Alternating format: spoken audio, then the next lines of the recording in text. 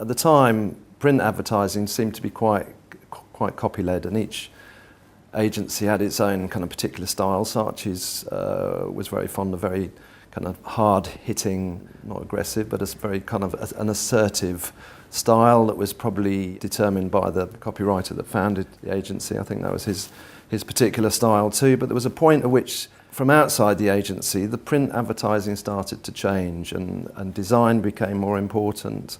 It seemed typography became more important. And this was the point at which Paul Arden joined the agency. He joined as not as a creative director at the time, but as an art director. And at that point, the print advertising seemed to change. And Paul was very interested in fashion photography.